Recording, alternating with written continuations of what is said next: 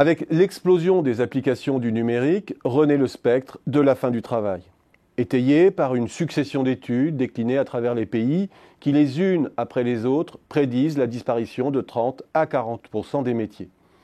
Au niveau des entreprises, ce discours fait mouche. L'automatisation numérique est déjà une réalité tangible. Dans l'industrie, les machines sont de plus en plus autonomes et polyvalentes. Dans le transport, la perspective du véhicule autonome se rapproche. Dans les services, les algorithmes permettent de plus en plus de traiter la relation client à distance et remettent en cause les guichets physiques, les caisses dans les magasins, etc. Et pourtant, en dépit de tout cela et en dépit surtout de la crise, l'emploi fait plus que résister en apparence dans la plupart des pays avancés. De façon paradoxale, le taux d'emploi augmente en moyenne dans les pays avancés. Autrement dit, l'emploi s'accroît plus rapidement que la population en âge de travailler.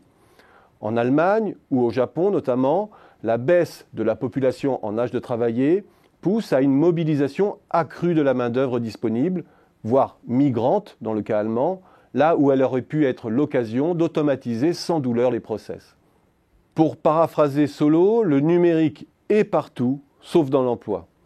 Et même avec des taux de croissance faméliques, les économies parviennent à créer de l'emploi, autrement dit, la croissance s'est globalement enrichie en emploi.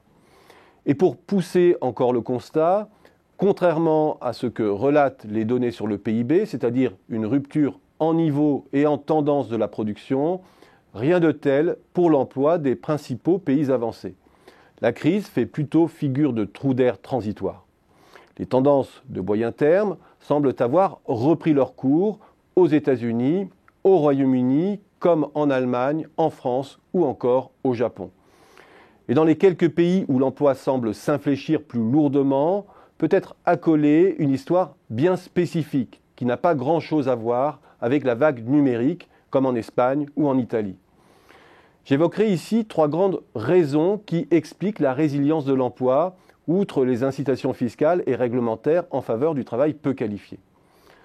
1. Pour l'heure, le numérique est d'abord un facilitateur de déversement de la main-d'œuvre sur le travail peu qualifié. Cela est déjà bien perceptible. Il agit sur la structure plus que sur le niveau de l'emploi. Autour des plateformes se développe un halo de petits jobs de faible qualification, ubérisés pour utiliser un terme générique un peu flou. Et l'OCDE, dans la dernière mouture de ses perspectives de l'emploi, confirme que si l'emploi de compétences intermédiaires est malmené partout à travers le monde, le mouvement est compensé jusqu'à ce jour par la montée en puissance des basses et hautes qualifications, le fameux phénomène de polarisation post-industrielle. 2. Le numérique n'est pas seulement générateur d'opportunités d'automatisation.